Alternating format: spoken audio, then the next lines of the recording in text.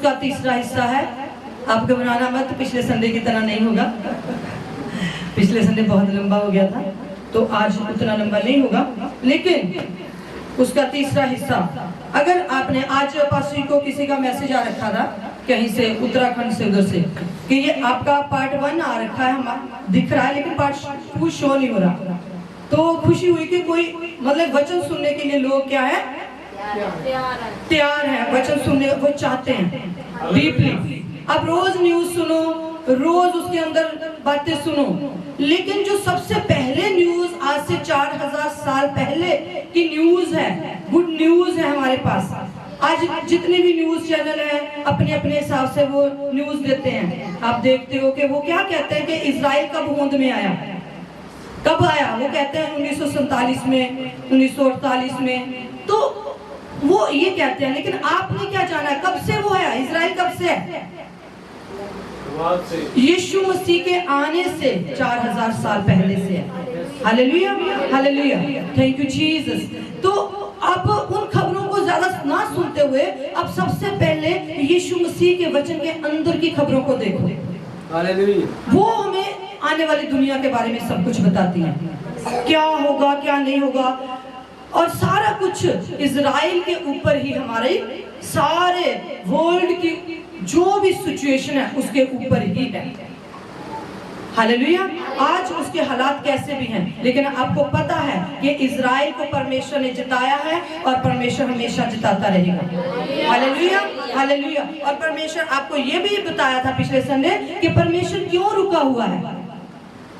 अगर यीशु मसीह जब आए थे तो यीशु मसीह की कौम, इजराइल कौम ने अगर यीशु मसीह को उसी समय ग्रहण कर लेती तो क्या होता, क्या होता?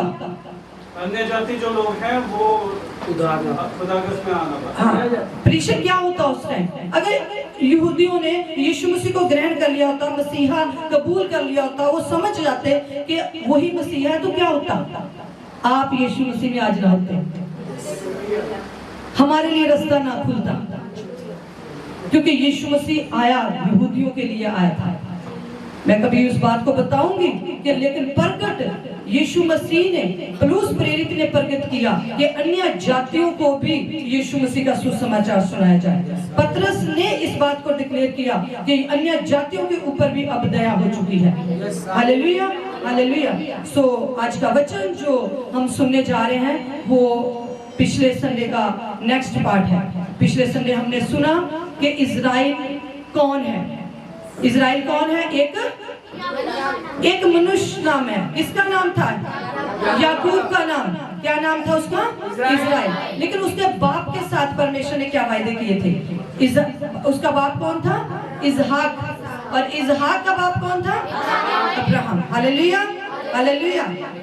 प्रभु आपको बहुत आशीष दे, आपको बहुत कुछ पता है। जब अब्राहम के साथ परमेश्वर ने क्या वायदा किया? मैं तुझे बड़ी जाति बनाऊंगा। आपको तो रट गई अब उत्पत्ति 12वें अध्याय में, पहले 12वें अध्याय में परमेश्वर ने पहली बार परमेश्वर ने उससे वायदे कर लिए। क्या वायदे कर लिए? मैं तुझे जिस देश में मैं तुझे देता हूं उसकी तरफ जा, उसकी ओर जा। हाँ, उसने कहा इस जगह को छोड़कर, जिस जगह पे तू रहता है अपने पिता के घर में, उस जगह को क्या कर दे, तू छोड़ दे, और जो देश में तुझे दिखाने जा रहा हूँ उस देश में तू जा। हालेलुया। कई बार हमें भी परमेश्वर कहता है इस जगह को छोड़ दो। कई बार हमें भी परमेश्वर कहता है इस जगह को छोड़ दो, जो जिस जगह पे मैं तुम्हें ले जाने जा रहा हूँ उस जगह पे मैं तुम्हें आशीष करूंगा। Hallelujah, hallelujah. बहुत बार, कई बार बातें ऐसी होती हैं, प्रभु कहता है इन बातों को छोड़ दो तो मैं तुम्हें आशीष दूंगा। हालेलुया। अब्राहम को कहा इस जगह को छोड़ दे तो मैं तुझे आशीष दूंगा, और तू क्या होगा? मैं तुझे एक बड़ी जाति बनाऊंगा और तेरा नाम क्या करूंगा? महान करूंगा। हालेलुया। मैं परमेश्वर का धन्यवाद करती हूँ कि मुझे ऐसे ऐसे, जब मैं प्रार्थना में बैठे ऐसे ऐसे सपने आए, परमेश्वर ऐसे ऐसे दर्शन भी दिखाए कि परमेश्वर बहुत सारे ऐसे लोगों को आगे ले जाएगा जिनको हमने कभी सोचा भी नहीं, हमने चर्च में कभी उनकी तरफ देखा भी नहीं, उनको भी परमेश्वर, उनके भी मुंह के ऊपर फ्रूट्स है। Hallelujah, hallelujah, hallelujah. सो परमेश्वर ने कहा मैं तुझे एक बड़ी जाति बनाऊंगा, मैं तेरा नाम महान करूंगा, मैं तुझे जातियों का मूल पिता बनाऊंगा। ये पहली बार था जो परमेश्वर ने उसको आशीष दी थी। हालेलुया। फिर परमेश्वर ने उसको दूसरी बार आशीष दी। परमेश्वर ने उसको फिर दूसरी बार आशीष दी। पहले परमेश्वर ने कहा तो अपने पिता के घर को छोड़ दे, इस जगह को छोड़, जिस जगह को मैं तुझे देने वाला हूँ उस जगह जा। तो परमेश्वर उसके साथ वायदे किए कि मैं तुझे बहुत सारी आशीषें दूंगा। फिर परमेश्वर ने उसको कहा, जब वो चला गया तो वो किसको ले गया था साथ में? लूत को ले गया था। फिर परमेश्वर ने उससे बातचीत करी और उसने लूत को कहा तू जो हिस्सा लेना वो ले ले, क्योंकि आपस में क्या होने लगी थी? भेड़ बकरियों और चरवाहों में क्या होने लगी थी? लड़ाई। तो उसने कहा, लूत को कहा तू अपना हिस्सा ले ले और मुझे मेरा हिस्सा, मैं जो हो बचेगा वो मैं ले लूंगा। तो सेकंड टाइम परमेश्वर ने फिर जब वो लूत से अलग हो गया, फिर परमेश्वर ने उसको आशीष दी। हालेलुया। कई बार होता परमेश्वर कहता है इस चीज को छोड़ दो, लेकिन हम फिर भी वो छोटा सा कील अपनी जिंदगी में लेके चलते हैं। लेकिन परमेश्वर कहता पूरी तरह ही छोड़ना है। अगर मैं तुझे अकेले को बुलाया तो तुझे अकेले को ही आना है। Hallelujah, hallelujah. फिर जब उसने लूत को छोड़ दिया तो फिर परमेश्वर ने सेकंड टाइम उसके साथ प्रॉमिस किया और परमेश्वर ने फिर उसको बहुत ज्यादा आशीष दी। जब हम 13वां अध्याय पढ़ते हैं, 13वें अध्याय की 15वीं आयत से जब हम पढ़ते हैं तो परमेश्वर वहां पे क्या कहता है? क्योंकि जितनी भूमि तुझे दिखाई देती है उस सबको मैं तुझे और तेरे वंश को युग युग के लिए दूंगा। हालेलुया। कहता जितनी भूमि तुझे दिखाई देती है वो मैं क्या कर दूंगा? तेरे वंश को कब के लिए दे दूंगा? युग युग के लिए दे दूंगा। और परमेश्वर का वचन कहता है मत्ती की अंजील 5 और 17 में, कहता आकाश और पृथ्वी टल जाएंगे लेकिन मेरी कही हुई बातें ना टलेंगी। व्यवस्था में से एक बिंदु भी पूरा हुए किए बगैर नहीं टलेगा। Hallelujah, hallelujah. सो परमेश्वर ने जो कहा उसको वो पूरा किया। उसने क्या कहा? जितनी दूर तक तुझे दिखाई देता है उसमें तक मैं तुझे तेरे वंश को युग युग के लिए दे दूंगा। कौन से देश में गया था वो? कनान देश में। और उसको क्या कहा था? मैं युग युग के लिए, हमेशा हमेशा के लिए।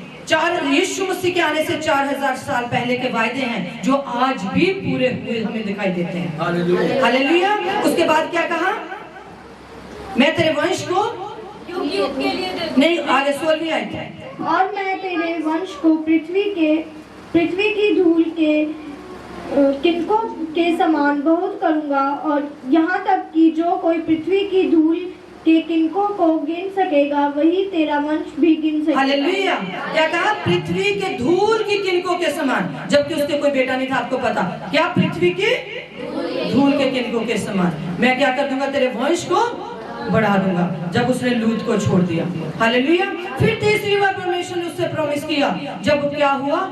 उसकी दासी से, सारा की दासी से उसके बेटा उत्पन्न हुआ इश्माइल। तब फिर परमेश्वर ने जब वो 99 जब वो कितने वर्ष का था? 99 वर्ष का था जब वो उसके इश्माइल पैदा हुआ। फिर परमेश्वर ने उससे वायदा किया। परमेश्वर ने उसने कहा इश्माइल ही तेरी दृष्टि में बना रहे, लेकिन उसने फिर परमेश्वर ने उससे वायदा किया कि मैं क्या करूंगा? 15 की 6, 5 और 6। उसने यहोवा पर विश्वास किया और यहोवा ने इस बात को उसके लेखे में धर्म गिना। हालेलुया। सबसे पहले जब परमेश्वर ने उसको अपने घर को छोड़ के चला जा, परमेश्वर ने तब उसको आशीष दी। फिर उसने जब लूत को छोड़ा, परमेश्वर ने तब आशीष दी। फिर वो राजाओं को जब जीत के लौट रहा था, थर्ड टाइम तब उसको आशीष दी। तब कहा परमेश्वर ने उसको कहा कि आकाश की ओर दृष्टि कर। जब उसने लूत को छोड़ा उसने कहा पृथ्वी को देख, उसके किनकों की तरह मैं तेरी संतान को कर दूंगा। फिर उसको कहा आकाश की ओर देख। 5वीं आयत में लिखा है आकाश की ओर दृष्टि कर, तारागण को गिन, क्या तुमको गिन सकता है? फिर उसने उससे कहा तेरा वंश ऐसा ही होगा। थर्ड टाइम फिर उस परमेश्वर ने उसके साथ वायदा किया। चौथी टाइम फिर परमेश्वर ने कहा जब इश्माइल हुआ। थर्ड टाइम जब राजाओं को मारकर लौट रहा था, और फोर्थ टाइम जब उसने इश्माइल पैदा हो चुका था, और परमेश्वर ने फिर उसको कहा कि तू सर्वशक्तिमान ईश्वर, कहता तब यहोवा ने उसको दर्शन देकर कहा मैं सर्वशक्तिमान ईश्वर हूँ, मेरी उपस्थिति में चल और सिद्ध होता जा। सिद्ध होता जा। परमेश्वर ने क्यों कहा था उसको सिद्ध होता जा? क्योंकि उसको भी जरूरत थी किसकी? सिद्ध होने की। अभी उसके अंदर और कमियां थी, परमेश्वर ने उसको कहा सिद्ध होता चला जा। जब इश्माइल पैदा हुआ, परमेश्वर ने उसको एकदम 16वें अध्याय और 17वें अध्याय में, एक आपको क्वेश्चन आया था 16वें और 17वें अध्याय में कितने सालों का डिफरेंस है।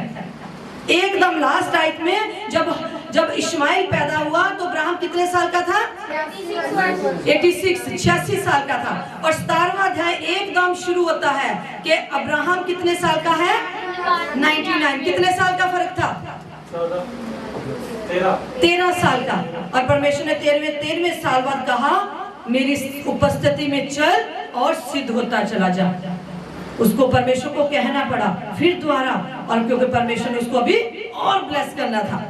हालेलुया। परमेश्वर देख रहा था और ज्यादा, और उसके बाद परमेश्वर ने फिर उसको आशीष किया और परमेश्वर ने उसको इसहाक उसकी जिंदगी में दिया। हालेलुया। उसने जब इश्माइल पैदा हुआ, जब परमेश्वर ने उसको कहा तू सिद्ध होता चला जा, तब परमेश्वर ने उसका नाम चेंज कर दिया। उसका नाम पहले अब्राहम था, फिर परमेश्वर ने उसका नाम क्या रख दिया? अब्राहम। हो बीच में आ गया। पहले क्या नाम था उसका? अब्राहम। फिर उसका नाम क्या हो गया? अब्राहम, मतलब कि बहुतों का पिता। Hallelujah, hallelujah. फिर उसके बाद परमेश्वर उसको इसहाक दिया, और इसहाक के बाद परमेश्वर ने फिर उसके साथ वायदा किया कि मैं तेरी संतान को और ज्यादा बढ़ाऊंगा। हालेलुया। करता गया, वायदे करता गया, और वो विश्वास में चलता रहा, आगे बढ़ता रहा, कमियों को दूर करता रहा, और परमेश्वर की उपस्थिति में सिद्ध मनुष्य बन गया। हालेलुया। आज परमेश्वर हमारी जिंदगी में भी यही चाहता है। जो चीज वो कहता है छोड़ो, उसको हमें छोड़ना जरूरी है। Hallelujah, hallelujah. उसके बाद इसहाक, हमने सुना था इसहाक के बाद याकूब और एसाव उसके 2 बेटे हुए। याकूब क्या था? छोटा था, और एसाव क्या था? बड़ा था। और आपको मैं बता दूं कि याकूब के साथ भी परमेश्वर ने सेम वायदा किया जो परमेश्वर ने अब्राहम के साथ वादा किया था। Hallelujah, hallelujah. और एक और बात है, परमेश्वर ने जब इसहाक को मांग लिया कि तू इसहाक को मेरे लिए क्या कर दे? बलिदान कर दे, और उसने क्या कर दिया? वो उसको पहाड़ पर, मोरिया पहाड़ पर लेके चला गया, और परमेश्वर ने वहां पे फिर 5वीं बार परमेश्वर ने उसको आशीष किया। क्यों किया? क्योंकि तूने मेरी बात मानी है। क्यों ब्लेस किया? क्योंकि तूने मेरी बात मानी है। और वहां उस जगह का नाम परमेश्वर ने, उसने क्या रखा? अब्राहम ने उस स्थान का नाम क्या रखा? यहोवा यिरे। क्योंकि वहां परमेश्वर ने उस में मुहैया किया था। किसका? मेमने का। Hallelujah, hallelujah. मैं दोबारा रिपीट कर रही हूँ ये सारा कुछ। परमेश्वर ने 5वीं बार फिर उसको ब्लेस किया। अगर 22 की 17 पढ़े आपको, वहां पे परमेश्वर फिर क्या कहता है उसको? इस कारण मैं निश्चय, निश्चय का मतलब अब पक्का हो चुका है कि तूने मेरे लिए बहुत कुछ किया। कितने साल तक, 100 साल तक मेरी इंतजार करी, शुरू से लेके जब तू अपने पिता के घर से चला। हम भी कई बार हमारा सफर, आप अपने अपने सफर को याद करें, कहां कहां से परमेश्वर आपको लेके चला। जब आपने अपना सफर शुरू किया, कहां कहां आप थे, लेकिन परमेश्वर ने कहां से कहां तक आपको लेके आ गया। आज भी परमेश्वर आपके साथ वही वादा करता, पल पल पल पल। ये 5वीं ब्लेसिंग थी, परमेश्वर ने फिर उससे वादा किया जो 17वीं आयत में 22 की 17 में वो कहता है, क्या क्या लिखा है? इस कारण मैं निश्चय तुझे आशीष दूंगा, और निश्चय तेरे वंश को आकाश के तारागण और समुद्र के तीर के बालू के तिनकों के समान अनगिनत करूंगा। Hallelujah, hallelujah. अब निश्चय परमेश्वर ने कहा, अब निश्चय, उसमें एंड में क्या लिखा हुआ है 18वीं आयत में? क्योंकि तूने मेरी बात मानी है, क्योंकि तूने मेरी बात मानी है, इसलिए मैं तुझे क्या करूंगा? निश्चय मैं तुझे क्या करूंगा? अब आशीष दूंगा, और तेरी संतान कैसी होगी? आकाश के तारागण और समुद्र के तीर के बालू, समुद्र के रेत के किनकों की तरह, और पृथ्वी के रेत के किनकों की तरह, समुद्र के रेत के किनकों की तरह, और आकाश के तारागण की तरह क्या होगा? तेरी संतान होगी। निश्चय अब मैं तुझे ये तीनों चीजें तेरी जिंदगी में मैं क्या कर दूंगा? पूरी कर दूंगा। Hallelujah, hallelujah. क्यों? क्योंकि तूने मेरी बात मानी है। Hallelujah, hallelujah. आज परमेश्वर भी हमसे बहुत सारी चीजों की मांग करता है कि तुमने मेरी बात कहाँ मानी। मानी और कहाँ नहीं मानी। शुरू से लेके अंत तक 100 साल तक वो परमेश्वर के साथ चलता रहा। आज परमेश्वर हमसे भी चाहता है कि हम उसकी बात को सुने और उसकी आवाज को सुने, और उसकी बात जब हम सुने और उसकी बात को हम जरूर माने। Hallelujah, hallelujah. अब उसके बाद मैंने कहा था कि सेम यही वायदे परमेश्वर ने इसहाक के पुत्र याकूब के साथ किए। जब याकूब अपने बाप के घर को छोड़कर अपने मामा के घर में जा रहा था, तो रास्ते में क्या हुआ? रास्ते में क्या हुआ? उसको नींद आई। उसने पत्थर रख के तकिया बना के उसको वो सो गया। और उसको जब नींद आ गई तो नींद में क्या उसने सपना देखा? उसने क्या देखा? एक सीढ़ी है जो पृथ्वी पे उसका कोना है और दूसरा कोना उसका कहाँ है? स्वर्ग में है। और क्या हो रहा है वहां पे? फरिश्ते ऊपर से नीचे और नीचे से ऊपर आ जा रहे हैं। Hallelujah, hallelujah. Thank you Jesus, hallelujah, thank you Jesus, धन्यवाद यीशु। अब इसके लिए निकाल सकते हो उत्पत्ति 28। वहां पे याकूब के साथ परमेश्वर ने उसके बेटे के साथ क्या वायदा किया? याकूब के साथ 15वीं आयत 28 की 15 पढ़े।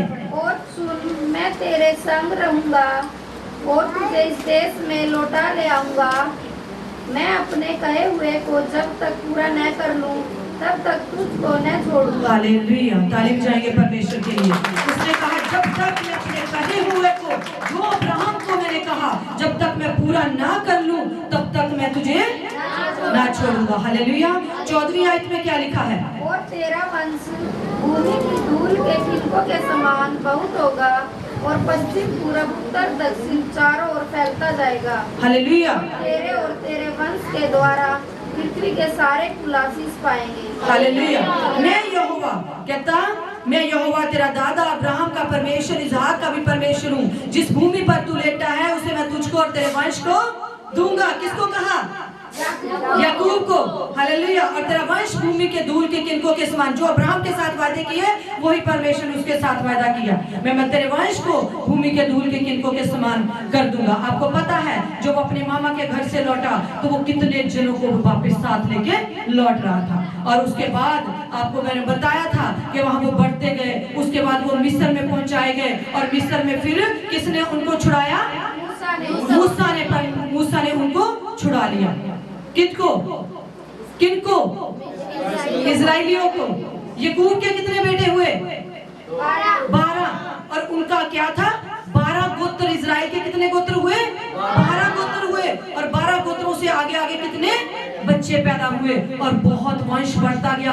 और इजराइल कनान देश जो था वो इजराइल देश के ऊपर वो इजराइल देश था। परमेश्वर ने कहा इस देश को मैं तुझे जरूर दूंगा। अभी दिया नहीं था परमेश्वर ने, अभी उस जगह पे लोग बसते थे। लेकिन जब वो मिस्र में गए, मूसा ने उनकी अगुवाई करी। मूसा उनको जब मिस्र देश से निकाल लाया, परमेश्वर ने अपने बड़े बड़े हाथों को उनको दिखाया। और उसके बाद मूसा उनको 40 साल जंगल में घुमाता रहा। और उसके बाद यहोशू उनको उस देश में लेके एंटर हो गया। हालेलुया। किस देश में? कनान में, जिसको क्या कहा जाता है? इजराइल। हालेलुया। और ये इजराइल 1947 में नहीं हुआ। ये इजराइल परमेश्वर ने आज से कितनों साल पहले ही, बाइबल बताती है इसकी हिस्ट्री, कितने साल पहले परमेश्वर ने उनको दे दिया। परमेश्वर ने उस जगह के हर जगह को उन्होंने जीत लिया। उन्होंने क्या करा? हर जगह को उन्होंने क्या कर लिया? जीत लिया। और वहां पे उन्होंने अपना राज्य स्थापित कर लिया। क्यों? क्योंकि उनका युद्ध कोई और नहीं लड़ रहा था। कौन लड़ रहा था उनका युद्ध? निर्गमन 14 की 14 में क्या लिखा हुआ है? चुपचाप रहो, हालेलुया। तुम चुपचाप रहो, यहोवा परमेश्वर ही तुम्हारे लिए आप ही लड़ेगा। आपने पिछले हफ्ते सुना था कि यहोवा परमेश्वर आप ही उनके लिए लड़ता था। हालेलुया। वो जीते, हर उन्होंने युद्ध जीता।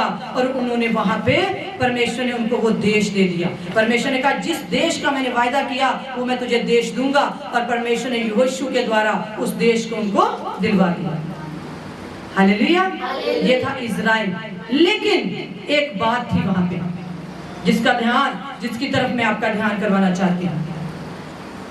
वहां पे कुछ लोगों को परमेश्वर ने छोड़ दिया था, जो हमने पिछली बार भी पढ़ा था। न्यायों 3 अध्याय में जब हमने पढ़ा था, आज उसको एक बार फिर हम देखेंगे। न्यायों की पुस्तक उसके 3 अध्याय में परमेश्वर ने वहां कुछ जातियों को वहां पे क्या कर दिया था, छोड़ दिया था।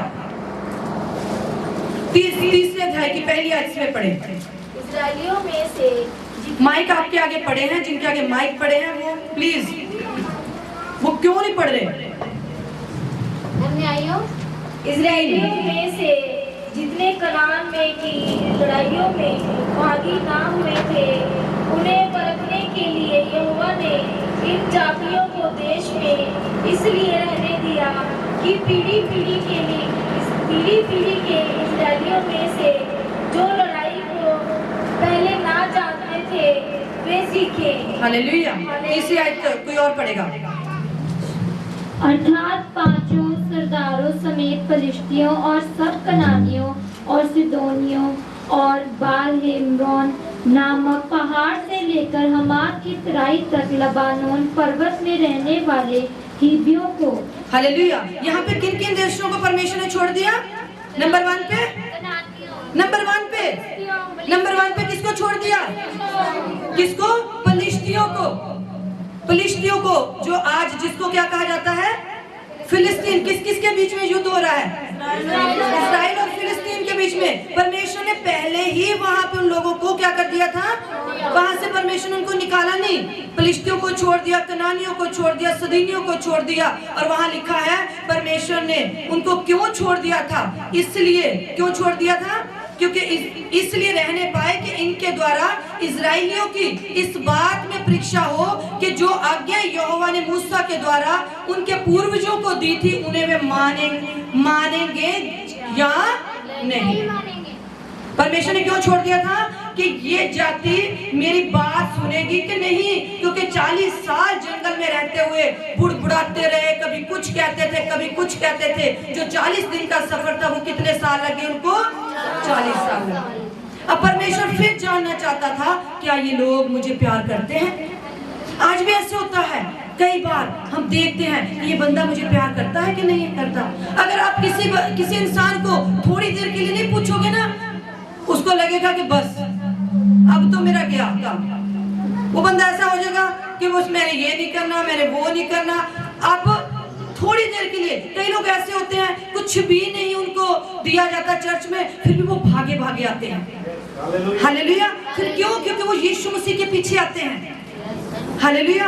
आप लोगों को किसके पीछे आना है? परमेश्वर के पीछे आना है। यहाँ पे परमेश्वर उनको, उन जातियों को क्यों छोड़ दिया? परमेश्वर देखना चाहता था कि ये लोग मेरी बात मानते हैं या नहीं, मुझे प्यार करते हैं कि नहीं प्यार करते। और तब से लेकर आज तक फिलिस्तीनियों और इजराइलियों के बीच में क्या हो रहा है? युद्ध हो रहा है। Hallelujah, hallelujah. जब जब परमेश्वर के लोगों ने परमेश्वर की बात मानी, परमेश्वर ने जिताया। जब जब उन्होंने बात नहीं मानी, परमेश्वर ने उनको हरा दिया। पिछले में आपने पढ़ा था 40 साल तक वो फिलिस्तियों के अधीन रहे।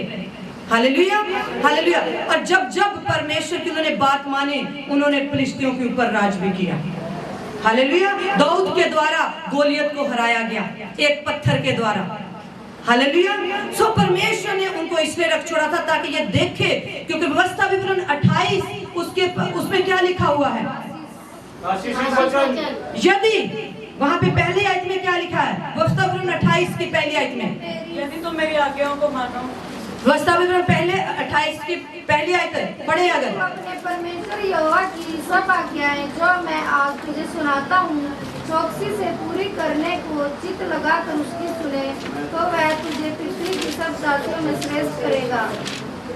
हालेलुया। यदि वहाँ पे क्या लिखा है?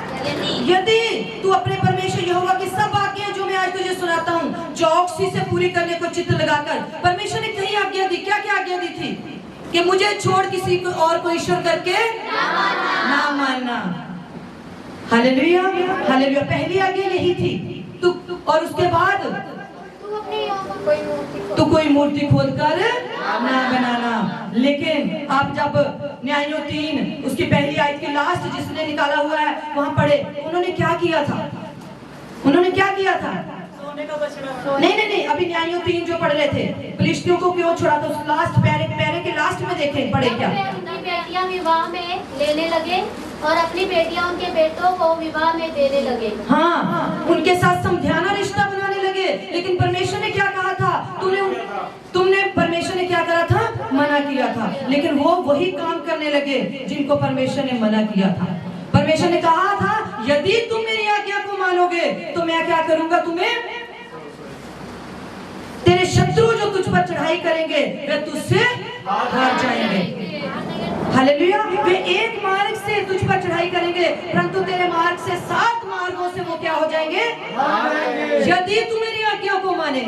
लेकिन वो क्या करने लगे, जब फिलिस्तियों को परमेश्वर उनके बीच में छोड़ दिया तो वो उनके साथ क्या बनाने लगे, समझाना रिश्ता बनाने लगे, जिस बात के लिए परमेश्वर ने मना किया।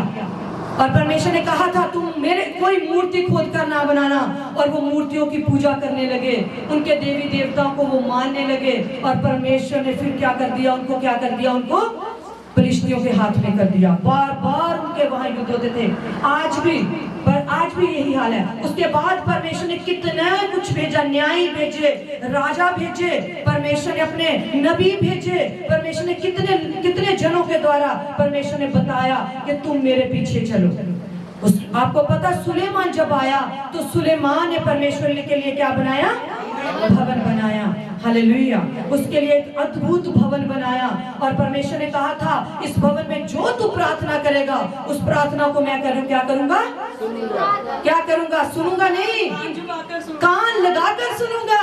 परमेश्वर बात जब करता ना, ऐसे नहीं करता मामूली सी बात हम ऐसे कर जाए। परमेश्वर ने कहा सुनूंगा नहीं, मैं कान लगाकर सुनूंगा। कई बार हम कहते हैं किसी को तू मेरी बात नहीं सुन रहा अच्छी तरह, तू इधर उधर लगा हुआ है, तभी परमेश्वर कहता है मैं इधर उधर नहीं देखूंगा, मैं कान लगाकर तेरी सुनूंगा। Hallelujah, hallelujah. परमेश्वर ने क्या कहा, मैं कान लगाकर तेरी क्या करूंगा, बात को सुनूंगा। Hallelujah, hallelujah. लेकिन क्या करा उन्होंने, और वहां पे जब सुलेमान ने प्रार्थना करी, परमेश्वर ने उस भवन को अपनी आग से भर दिया। परमेश्वर का ललकार के शब्द गूंजने लगे, परमेश्वर का आत्मा वहां पे बड़ा ही जुम्बिश करने लगा। हालेलुया। परमेश्वर शादियां कर ली, क्यों कर ली, उनके साथ 300 उसकी क्या थी, रानियां थी, 700 क्या थी उसकी। परमेश्वर ने जिन बातों को मना किया था उसने किया, लेकिन जो दाऊद के साथ परमेश्वर ने वाचा बांधी थी उसको पूरा किया, उसको कुछ उसके राज्य में शांति बनी रही। उसके बाद बेबीलोन का राजा नबूकदनेस्सर पूरे महल को लूट के ले गया, जो कुछ बनाया था भवन, वहां पे वो होने लगा जो परमेश्वर को पसंद नहीं था। आज परमेश्वर क्या कहता है, तुम मेरे क्या हो, तुम मेरे क्या हो, मंदिर हो। नए नियम में परमेश्वर क्या कहता है कि तुम मेरे क्या हो, मंदिर हो। यदि तुम मुझे जब तुम इस मंदिर को नाश करोगे तो मैं तुमको क्या कर दूंगा। जिस तरह परमेश्वर ने उस मंदिर को जो सुलेमान ने बनाया था, इतनी कीमत लगा के, इतना सोना लगा के, परमेश्वर ने उसको नाश कर दिया। नबूकदनेस्सर को भी परमेश्वर ने डराया था, परमेश्वर ने उसको, परमेश्वर का अगर तुम मेरा मंदिर को नाश करोगे तो मैं तुम्हें क्या कर दूंगा, नाश कर दूंगा। सो आज हम कौन मंदिर है, परमेश्वर का, हम मंदिर हैं परमेश्वर का। Hallelujah, hallelujah. फिर उसके बाद सुलेमान के बाद उसके बेटे ने, सुलेमान का बेटा हुआ, उसका नाम था रहूबियाम, उसका राज्य स्थापित हुआ, और उसके कर्मचारी का नाम था यारोबाम। और इजराइल जो था 2 हिस्सों में बट गया। सुलेमान की डेथ के बाद इजराइल क्या हो गया, 2 हिस्सों में बट गया। 10 गोत्र एक तरफ हो गए और यहूदा का गोत्र एक तरफ हो गया, उसके साथ बिन्यामीन का गोत्र हो गया। यहूदी लोग वहां से निकले और इजरायली लोग, इन्होंने क्या किया, पर यीशु मसीह किस गोत्र में से आया, यहूदा के गोत्र में से। 10 गोत्र एक तरफ हो गए और यहूदा का गोत्र एक तरफ हो गया। और सुलेमान के बेटे ने यहूदा के गोत्र पे राज्य किया, और उसके कर्मचारी ने, यारोबाम ने 10 गोत्रों पे राज्य किया। और वो जो 10 गोत्र थे वो सारे के सारे फिर द्वारा वही काम करने लगे जिन बातों को परमेश्वर ने मना किया हुआ था।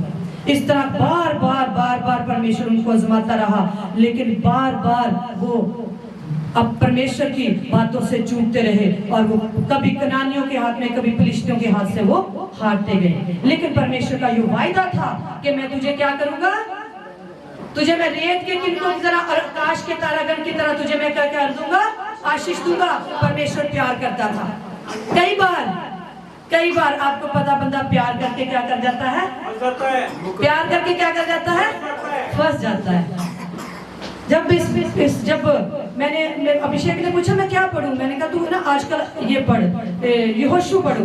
जब आप पढ़ोगे ना तो आप जानोगे कि कैसे कौम परमेश्वर की क्या क्या कर रही थी, जिन बातों को परमेश्वर ने मना किया वही कर रही थी। आज भी ऐसा ही है, लोगों को परमेश्वर क्या कहता है लेकिन वो सुनते नहीं है।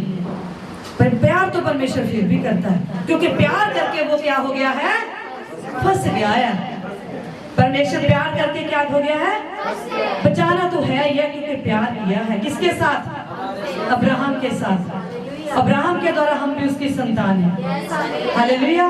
परमेश्वर प्यार करके फंस गया और परमेश्वर ने बार बार प्रभु कहता था, जहां से मैंने तुम्हें कहा ना मैं तुम्हें नाश करूंगा, लेकिन वहीं पे मैं तुम्हें फिर द्वारा स्थापित भी कर दूंगा। कई बार हम बच्चे को चांटा मारते हैं, जोर से चांटा मारते हैं, लेकिन अंदर जाके हम रोते हैं, अंदर रूम में जाके हम रोते हैं, हाय हमने अपने बच्चे को क्यों मारा।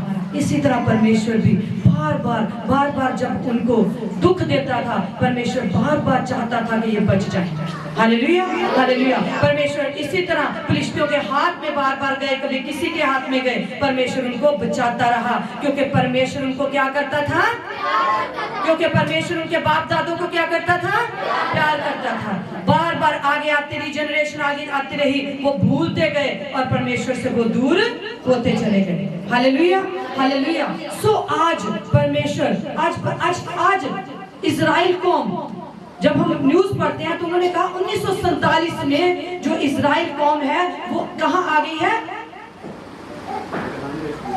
इजराइल में जो यहूदी लोग जो हैं इजराइल में वापस आए हैं 1947 में। वो तितर बितर हो गए थे क्योंकि बहुत सारे राजाओं ने उनके ऊपर हमला किया और वो हमको तितर बितर हो गए पूरे वर्ल्ड में, क्योंकि परमेश्वर ने क्या कहा था, मैं तुझे पूर्व पश्चिम उत्तर दक्षिण में तुझे मैं क्या कर दूंगा, फैला दूंगा। और वो फैल गए, लेकिन वो जो न्यूज चैनल बताते हैं कि 1947 में वो फिर इकट्ठे हुए और उसके बाद परमेश्वर ने फिर उनको वहां पे क्या कर दिया, बढ़ाया। हालेलुया। और फिर उनके युद्ध हुए, बार बार फिलिस्तियों के साथ उनका युद्ध हुआ। आज फिर उस युद्ध को आप देख रहे हो, आज फिर उस युद्ध को आप देख रहे हो। किस किस के बीच में युद्ध है, किस किस के बीच में युद्ध है, गाजा का नाम आप सुन रहे हो। गाजा क्या है, गाजा पता क्या है, गाजा क्या है,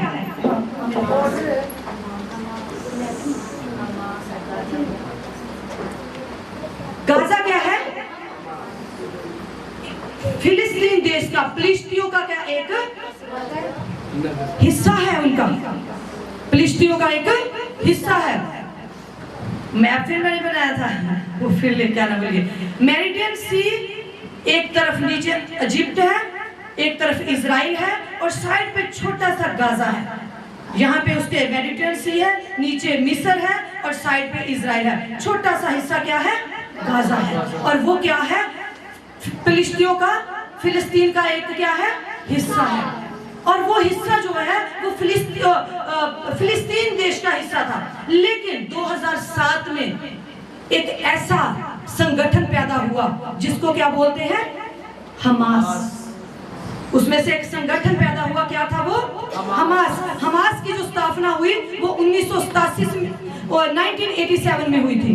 कौन सी सदी में, 1987 में। और उसको वो जो सुन्नी मुसलमान होते हैं उनकी संस्था थी। और ये जो हमास है, इसका ये अरबी शब्द है। हमास क्या है, एक अरबी शब्द है।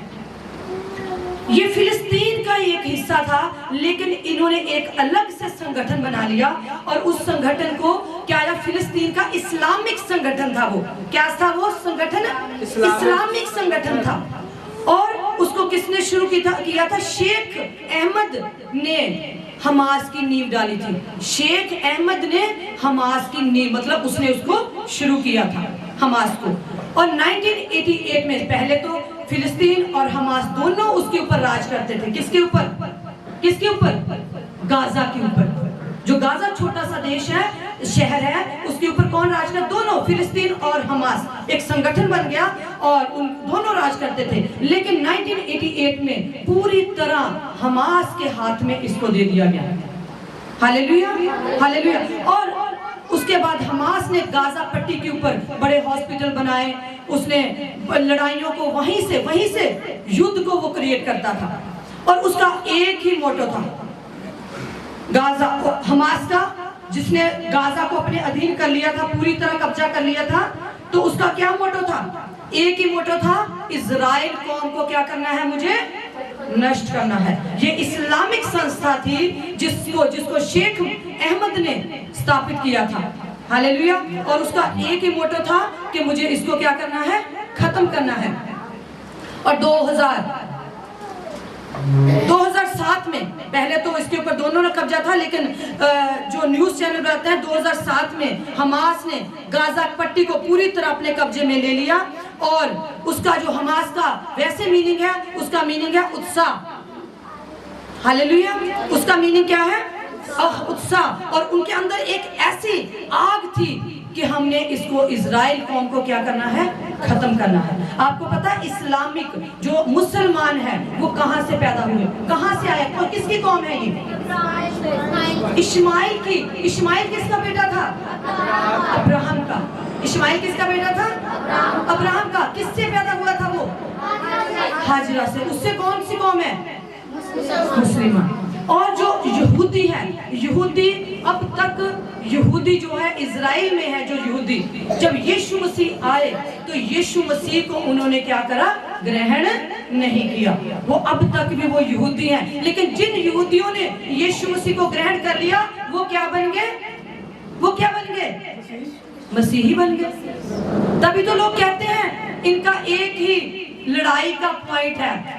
और वहां पे साइड पे मैप देखोगे, यरूशलेम है, जहाँ पे यरूशलेम में जो परमेश्वर का मंदिर यहाँ यरूशलेम में बना और वहाँ पे आराधना की जाती थी। और क्या कहते हैं? इस्लामिक भी वहीं से पैदा हुए हैं। इस्माइल जो है अब्राहम की संतान से, और उसके बाद यहूदी जो है वो परमेश्वर की कौम है। और जब यीशु मसीह इस दुनिया में आए, पिता ने, यहोवा परमेश्वर ने जब यीशु मसीह को इस दुनिया में भेजा, मसीहा जिसकी वो इंतजार कर रहे थे, उन्होंने क्या करा? यीशु मसीह को ग्रहण नहीं किया। और जिन्होंने ग्रहण कर लिया वो आज क्या है? वो परमेश्वर की क्या है? संतान है। हालेलुया। और ये हमास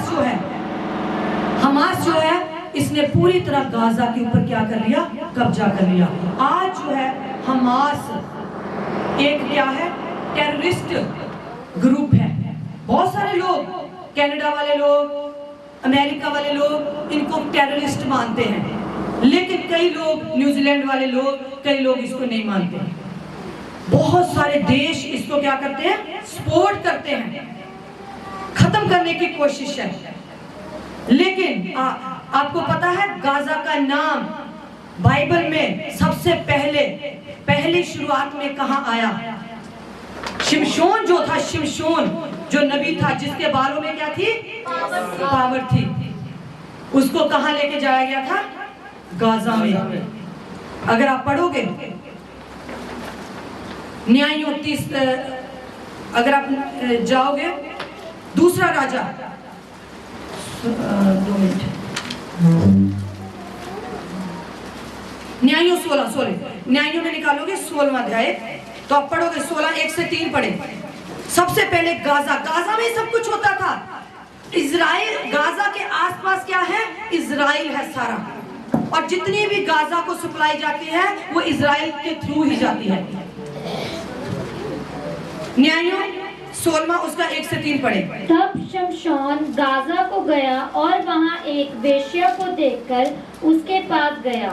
जब गाजा वासियों को इसका समाचार मिला कि शमशोन यहाँ आया है, तब उन्होंने उसको घेर लिया और रात भर नगर के फाटक पर उसकी घात में लगे रहे और यह कहकर रात भर चुपचाप रहे कि भोर होते ही हम उसको घात करेंगे। परंतु शिमशोन आधी रात तक पड़ा रहा और आधी रात को उठकर उसने नगर के फाटक के दोनों पल्लों और दोनों बाजुओं को पकड़कर भेड़ों समेत उखाड़ लिया और अपने कंधों पर रखकर उन्हें उस पहाड़ की चोटी पर ले गया जो हेब्रोन के सामने है। हालेलुया। चाहे वो परमेश्वर से दूर उस समय उनके हाथ में आ चुका था, लेकिन परमेश्वर ने फिर भी अपनी समर्थ शिमशोन के द्वारा दिखाई। वो कहाँ गया?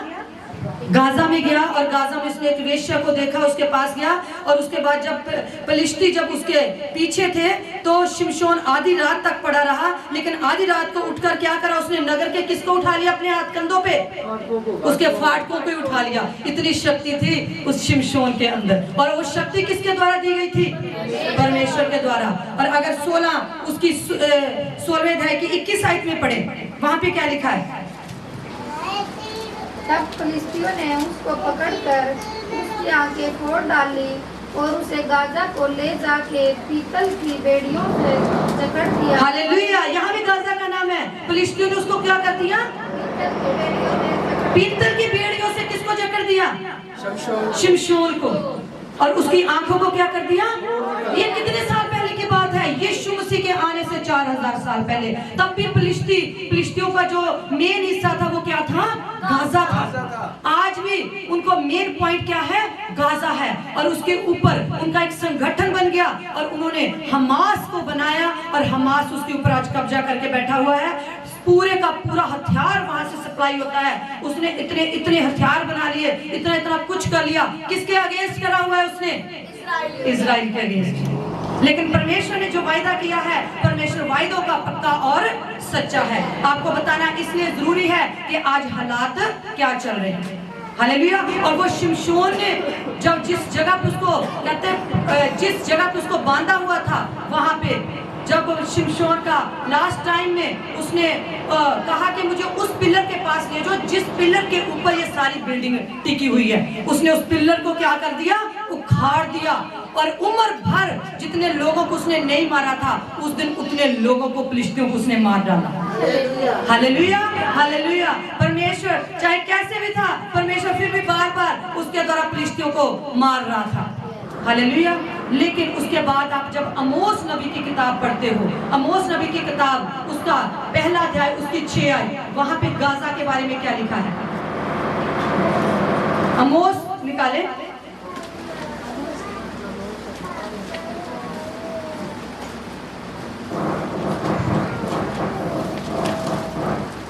आमोस 1:6 से 8।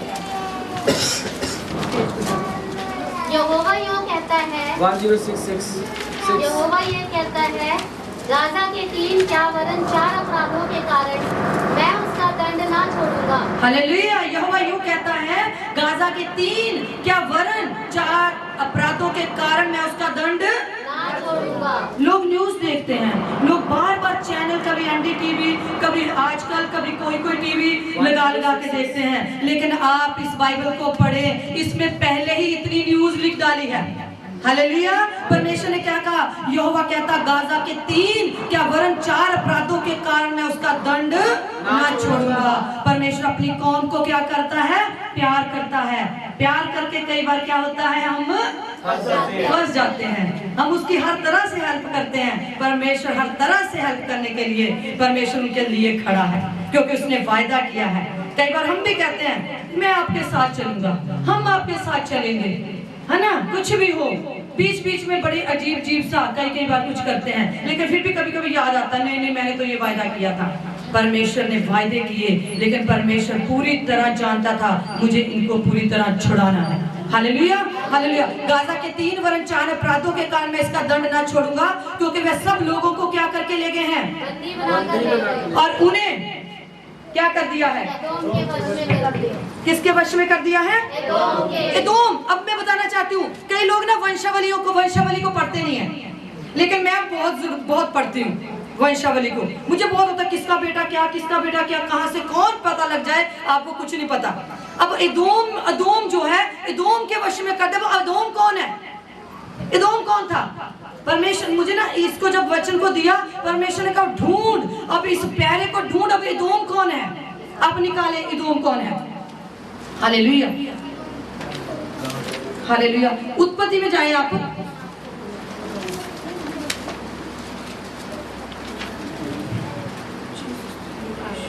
उत्पत्ति 32 उसकी 3 आयत पढ़े, जिसने निकाल दे जल्दी पढ़ ले। जब याकूब ने सेईर देश में अर्थात एदोम देश में अपने भाई एसाव के पास अपने आगे दूत भेज दिए और उसने उन्हें यह आज्ञा दी, मेरे प्रभु एसाव से यूँ कहना, तेरा दास याकूब तुझसे यूँ कहता है कि मैं लाबान के यहाँ परदेसी होकर अब तक रहा और मेरे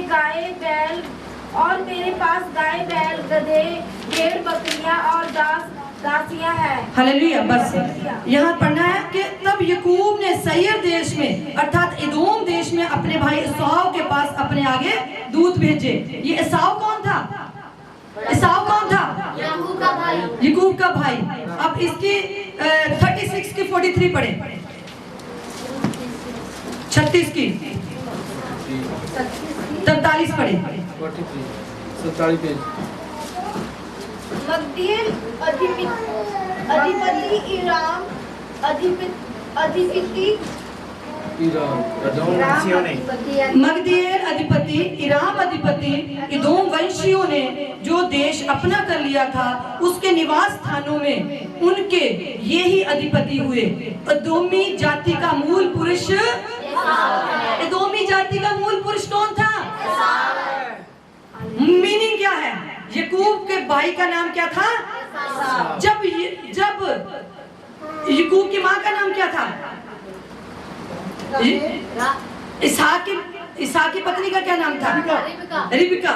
रिबका के पेट के अंदर कितने बच्चे थे? और क्या लिखा गया था वहां पे? तेरे पेट के अंदर क्या है? जुड़वा 2 जातियां हैं। उसके पेट के अंदर तेरे क्या है? 2 जुड़वा बच्चे हैं और पेट से निकलते ही वो क्या बन जाएगी? 2 जातियां बन जाएंगी। याकूब जाति कौन सी थी? इजराइल। और एसाव की जाति कौन सी थी? एदोम। हालेलुया, तालिब जाएंगे। एदोम की, एसाव की जाति को क्या कहा गया? एदोम वंशी। और आपको पता है एसाव ने किसके साथ शादी करी थी? एसाव ने किसके साथ शादी करी थी? इश्माइल की बेटी बासमत के साथ। इश्माइल कौन था? अब्राहम का बेटा। अलग जाति थी और ये अलग ही बन गए, परमेश्वर से दूर हो गए। ये परमेश्वर से दूर थे, अन्य देवी देवताओं की ये पूजा करते थे। इवन यहूदी लोग भी बार उनको पकड़ के बांध के परमेश्वर अपने पास लेके आता था। ये लोग तो बिल्कुल ही अलग हो गए। इश्माइल बेटी से शादी करी और एदोम इसने, एसाव ने, और इसकी आगे कौम ही अलग हो गई और परमेश्वर के अगेंस्ट हो गए। और अब परमेश्वर, ये फिलिस्तीनियों ने, अब जब हम पढ़ते हैं यहाँ पे क्या लिखा है आमोस में, कहता क्योंकि वे सब लोगों को बंदी बनाकर ले गए हैं कि उन्हें एदोम के वश में कर दें। परमेश्वर ने उसको क्या कहा था? तेरे पेट में क्या है? 2 जातियां हैं। निकलते ही क्या हुआ? वो एक दूसरे के क्या हो जाएगी? विरुद्ध हो जाएंगे। और वहां पे उन्होंने उसको क्या कर दिया? एदोम के वश में। इसलिए परमेश्वर कहता मैं गाजा की शहरपनाह में क्या कर दूंगा? आग लगाऊंगा। इन्होंने इसको क्या किसके हाथ वश में कर दिया? एदोमियों के हाथ में कर दिया और उसमें उसके भवन भस्म हो जाएंगे। मैं अशदोद के रहने वालों को और अश्कलोन के राजधारी को नष्ट करूंगा। अशदोद कौन था? हमने पिछले दिन में पढ़ा था, जब उन्होंने वाचा का संदूक लिया और वाचा का संदूक उन्होंने सबसे पहले फिलिस्तीनियों ने अपने कहाँ रखा था? दूसरे नंबर पे अशदोद देश में रखा था। अब मैं पढ़ाऊंगी नहीं बार, आप उसको देखना। जब वाचा का संदूक वो ले गए और फिलिस्तीनियों ने उस वाचा के संदूक को अपने एक शहर में रखा था, उसका नाम अशदोद था। कहने का मतलब ये सारे फिलिस्तीनियों के नगर थे। कहता अशदोद के रहने वालों की ओर अश्कलोन के राजधानी को मैं क्या कर दूंगा? नष्ट कर दूंगा और मैं अपना हाथ एक्रोन के विरुद्ध चढ़ाऊंगा और शेष फिलिस्ती क्या कर दूंगा? मैं नष्ट कर दूंगा। और परमेश्वर यहोवा का यही वचन है। Hallelujah, hallelujah. पहला शमूएल 5 की 1 पढ़े जरा। पहला शमूएल 5 की 1 पढ़े जरा।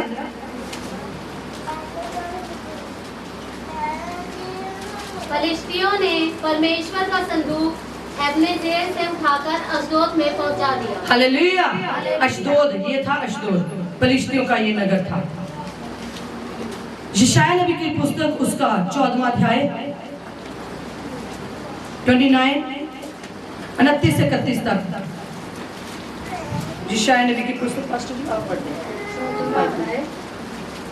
माइक रखे हुए अपन पढ़ने। हे सारे फिलिस्तीन, तू इसलिए आनंद न कर कि तुझे मारने वाली लाठी टूट गई, क्योंकि सर्प की जड़ से एक काला नाग उत्पन्न होगा और उसका फल एक उड़ने वाला और तेज विष वाला अग्नि सर्प होगा।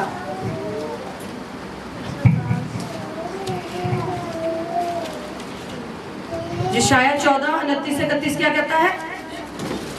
हे सारे फिलिस्तीन, तू इसलिए आनंद न कर कि तुझे मारने वाली लाठी टूट गई, क्योंकि सर्प की जड़ से एक काला नाग उत्पन्न होगा और उसका फल एक उड़ने वाला और तेज विष वाला अग्नि सर्प होगा। हालेलुया। और यिर्मयाह पढ़े 47 की 1 से 7। फ़िरौन गाजा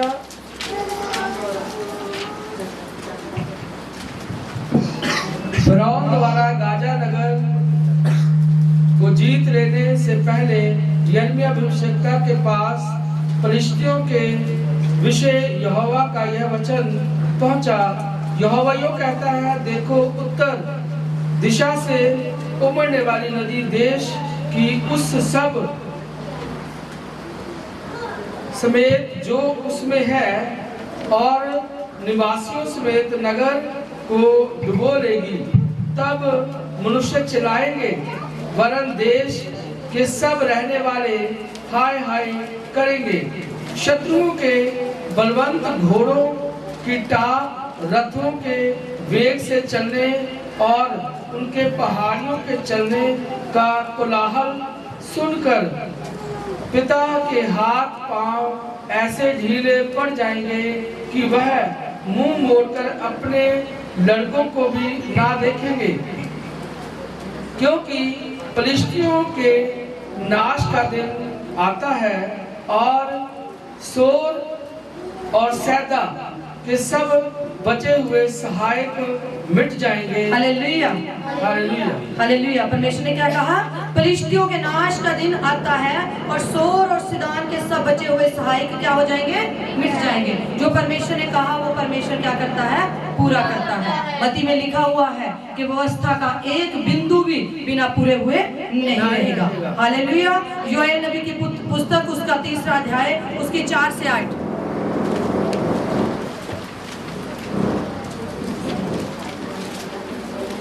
हे सोर और सिदान और फिलिस्तीन के सब परदेशी, तुमको मुझसे क्या काम? क्या तुम मुझको बदला दोगे? यदि तुम मुझे बदला भी दो तो मैं शीघ्र ही तुम्हारा दिया हुआ बदला तुम्हारे ही सिर पर डाल दूंगा, क्योंकि तुमने मेरी चांदी सोना ले लिया, मेरी अच्छी और मनभावनी वस्तुएं अपने मंदिरों में ले जाकर रखी हैं। और यहूदियों और यरूशलेम वासियों को यूनानियों के हाथ इसलिए बेच डाला कि वे अपने देश से दूर हो जाएं। परमेश्वर ने कहा तुम लोगों ने यरूशलेम वासियों और यूनानियों को इसलिए बेच दिया कि वो अपने देश से दूर हो जाएं। अब क्या था? सुनो, मैं उनको उस स्थान से जहां के जाने वाले के हाथ तुमने उनको बेच दिया था बुलाने पर हूँ, और तुम्हारा दिया हुआ बदला तुम्हारे ही सिर पर मैं क्या कर दूंगा? डाल दूंगा। मैं तुम्हारे बेटे और बेटियों को यहूदियों के हाथ बिकवा दूंगा और वे उनको शबाइयों के हाथ बेच देंगे, और जो दूर देश के रहने वाले हैं, क्योंकि यहोवा का यही वचन है। कहने का मतलब, मेरा पढ़ाने का मतलब यही है कि परमेश्वर ने अपने नबियों के द्वारा बार बार कहा कि मैं यरूशलेम को द्वारा क्या कर दूंगा? रिस्टोर कर दूंगा, मैं उनको खड़ा करूंगा और मैं उनको फिर द्वारा फिलिस्तियों के हाथ से क्या कर दूंगा? बचा लूंगा। परमेश्वर आज भी वही परमेश्वर है। इज़राइल जो है वो जीता हुआ है, परमेश्वर उसको जरूर जिताएगा। हालेलुया। हालेलुया। स्पन्या नबी की पुस्तक उसका 2रा अध्याय 4 से 7 अगर पढ़ते हैं।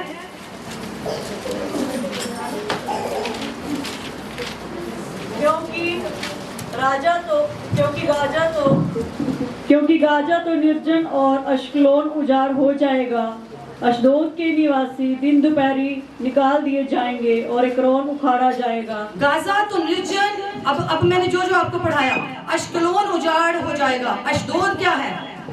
अश्कलोन, अशदोद, एक्रोन, आपको पता है सारे नगर हैं जहाँ पे परमेश्वर का संदूक भी वहीं घूमा था। और आपको ये पढ़ के पूरी एक लाइन बन जाती है। जो बाइबल के पढ़ने वाले, बाइबल को प्यार करने वाले, वो हर वर्ड के पीछे दौड़ते हैं। ये कहाँ लिखा, वो कहाँ लिखा। मैं एक वर्ड के लिए पूरी बाइबल पढ़ देती हूँ। मुझे एक वर्ड को ढूंढना ना, मैं पूरी बाइबल पढ़ देती हूँ कि वो ये वर्ड कहाँ कहाँ लिखा हुआ है।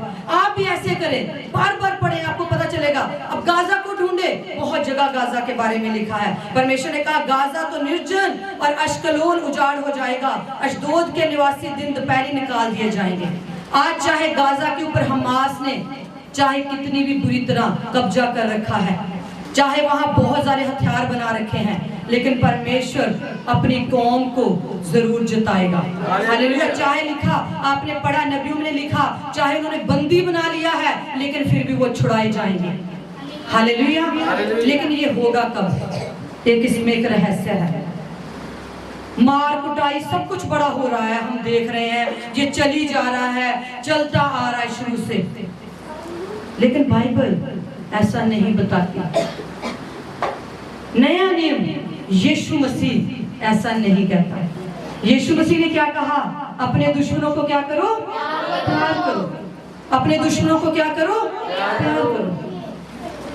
दुश्मनों तो क्यों को तो दूर की बात, हम तो अपने को भी प्यार नहीं कर सकते। दिल में एक छोटी सी बात आ जाए, बस जब तक वो फटे ना बम बुखार, वो धमाका ना हो, तब तक अंदर उबाल आते रहते हैं। परमेश्वर ने यीशु मसीह ने कहा, मैं व्यवस्था और व्यवस्था की पुस्तकों को लोप नहीं करने आया, मैं उनको पूरा करने आया। यीशु मसीह ने पूरा कैसे किया? अब दुश्मनों को क्या करना है? प्यार करना है। यही बातें जो थी वो यहूदियों को क्या कर गई? खा गई। उन्होंने कहा मूसा ने तो कुछ और कहा है, लेकिन ये मसीहा तो आके कुछ और कह रहा है। उन्होंने कहा ये मसीहा नहीं है।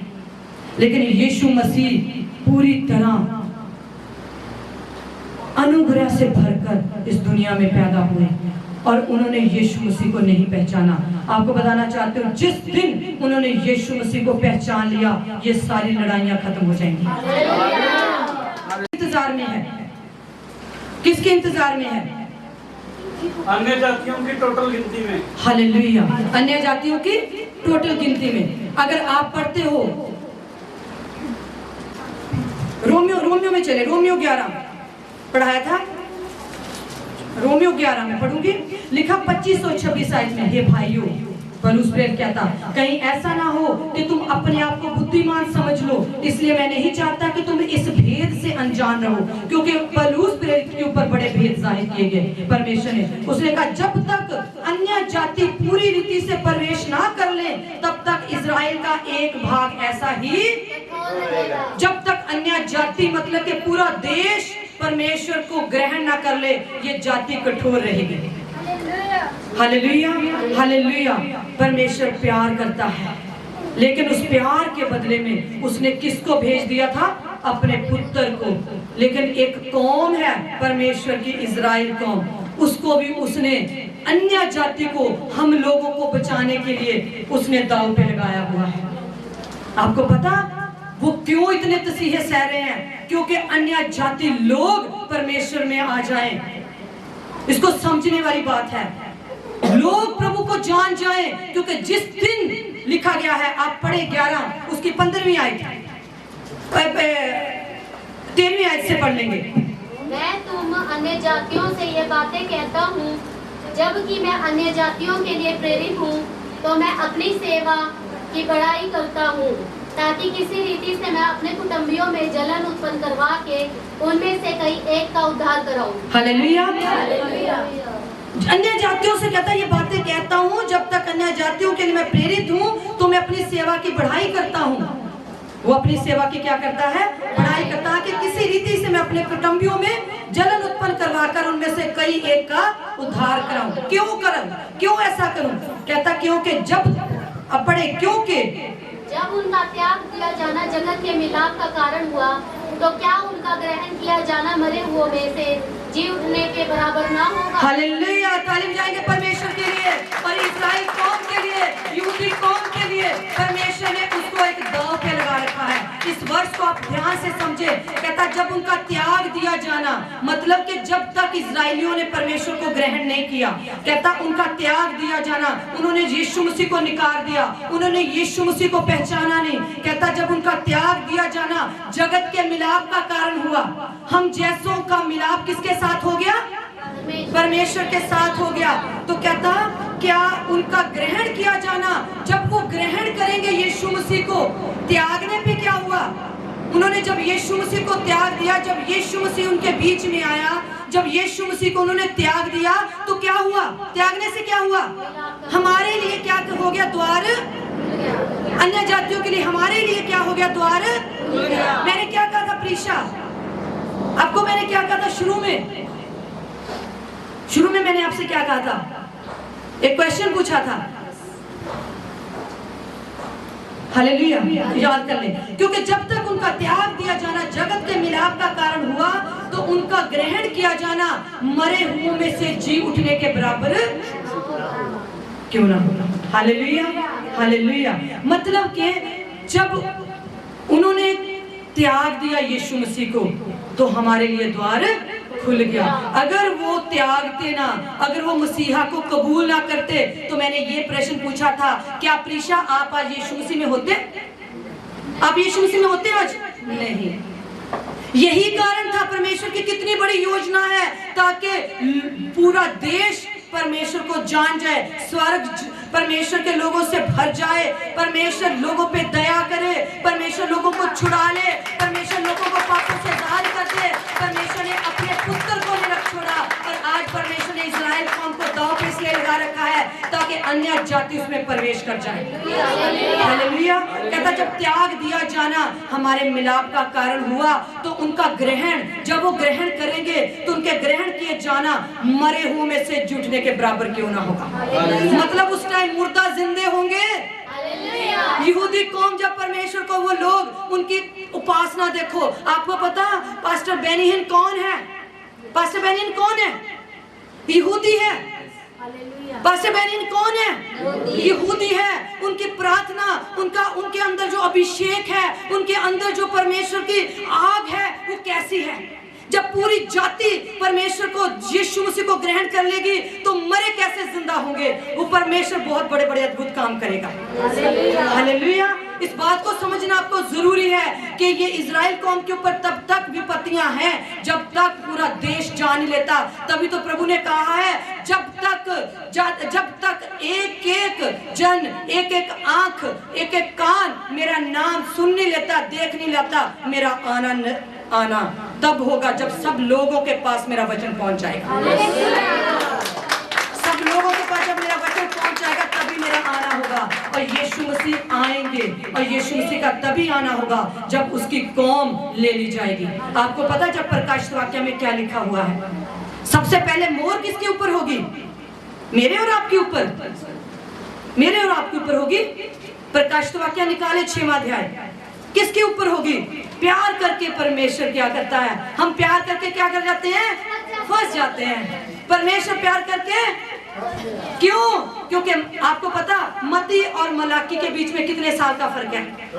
400 साल तक परमेश्वर ने इंतजार करी। 400 साल परमेश्वर ने इजराइल कौम से बात नहीं करी। 400 साल बाद यीशु मसीह को भेजा। जब 400 साल बाद भेजा, तभी लोग यूहन्ना को, पता जब यूहन्ना को लोग कैसे देखने जाते थे? यूहन्ना उनको क्या कहता था? पास्टर जी, यूहन्ना उनको क्या कहता था?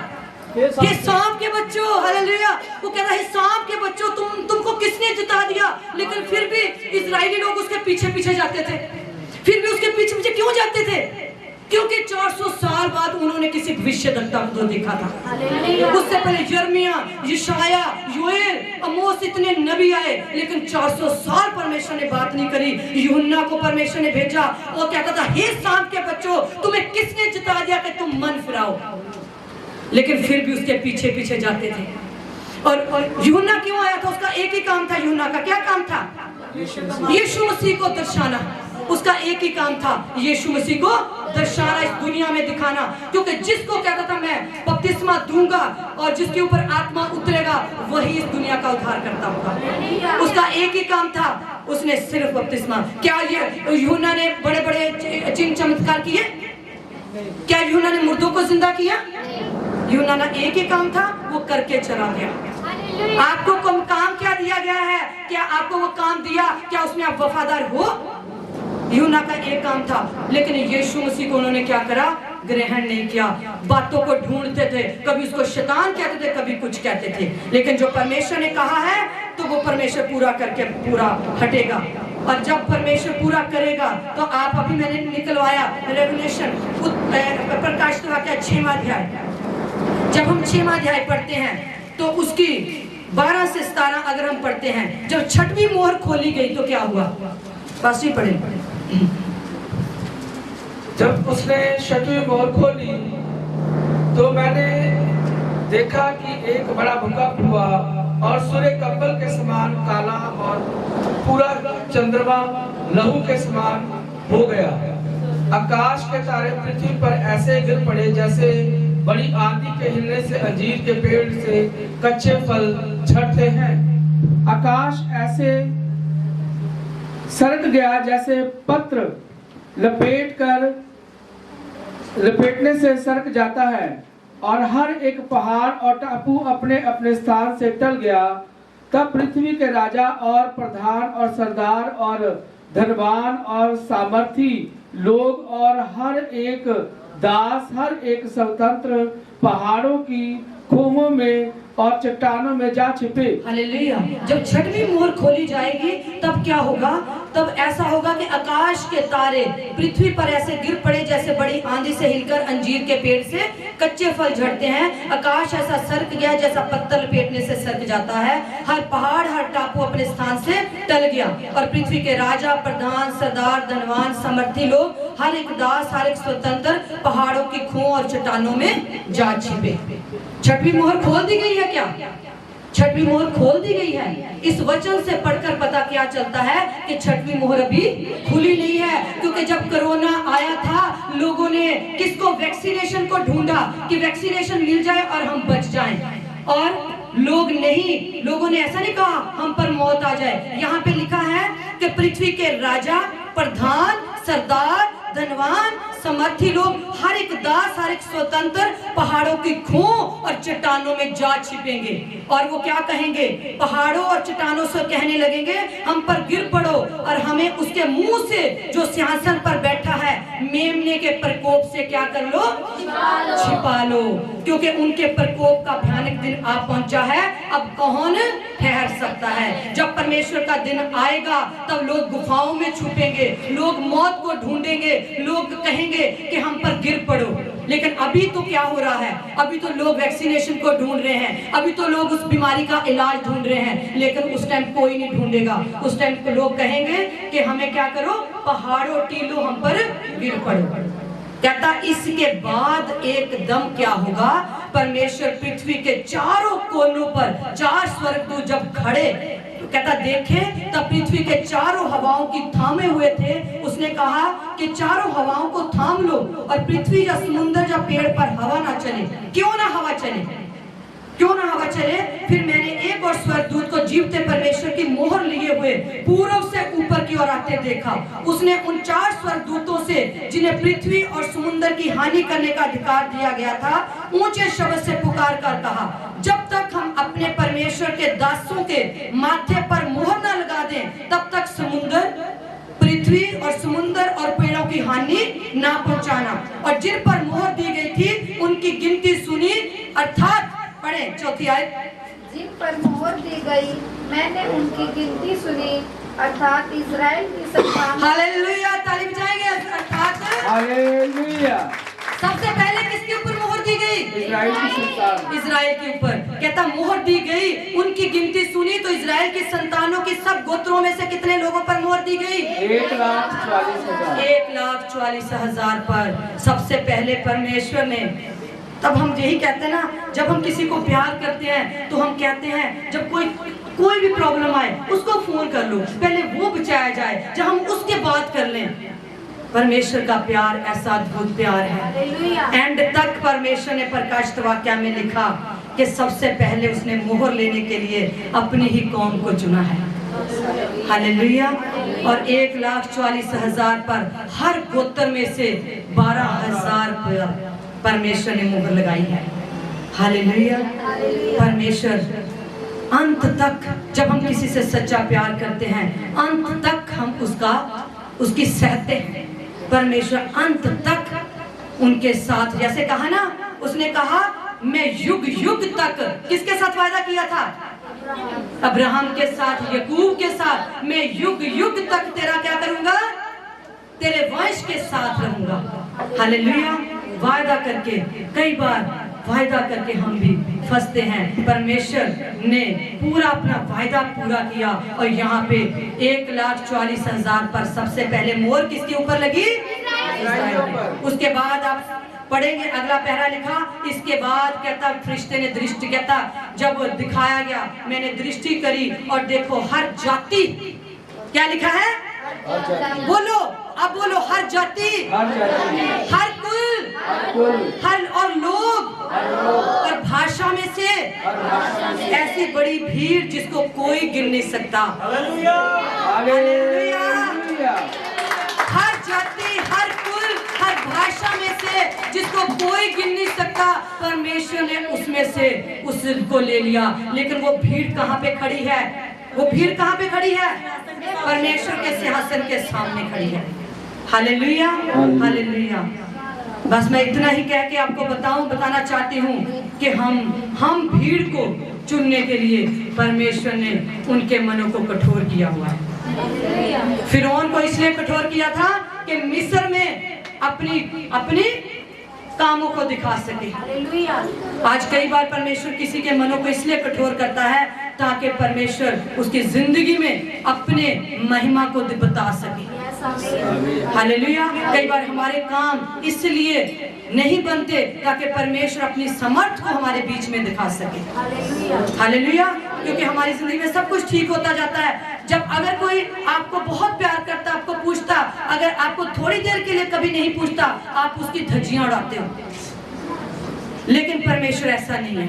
परमेश्वर प्यार करता है और एंड तक वो प्यार करता रहता है। हालेलुया। और उसने प्यार किया है और उसने उस प्यार के बदले में उसने पूरे संसार के लिए एक योजना बनाई, पूरे संसार को उसमें लाने के लिए, ताकि स्वर्ग भर जाए और नर्क खाली हो जाए और नर्क शैतान के बंधनों से छुड़ाया जाए। परमेश्वर ने वो एक ऐसा प्लान रचा है ताकि अपनी महिमा को दिखा सके।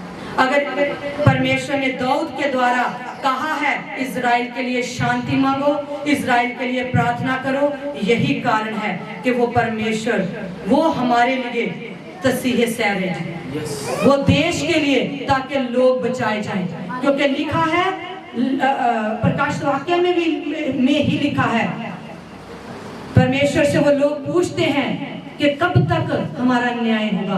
परमेश्वर ने कहा जब तक गिनती पूरी ना हो ले। हालेलुया। जब तक गिनती पूरी नहीं हो जाती तब तक ऐसा ही चलेगा। आप प्रार्थना करें, परमेश्वर अपने लोगों पर दया कर, वो तेरे लोग हैं। क्योंकि परमेश्वर के लिखा है जिस पर मैं दया करना चाहूँ उस पर दया करूंगा और जिस पर मैं तरस करना चाहूँ उस पर मैं तरस करना चाहूंगा। आज जरूरत है अपने आप को बदलने की, आज जरूरत है अपने आप को चेंज करने की, जरूरत है अपने आप को आज परमेश्वर के हाथों में देने की जरूरत है। न्यूज़पेपर को ना उठाते हुए आप इस न्यूज़पेपर को उठाएं जो बाइबल परमेश्वर ने आज से हजारों साल पहले दी है। हालेलुया। इसमें सब कुछ लिखा हुआ है, कब क्या होगा और कैसे होगा और कैसे खत्म होगा। प्रभु आप सबको बहुत आशीष और बरकत दे।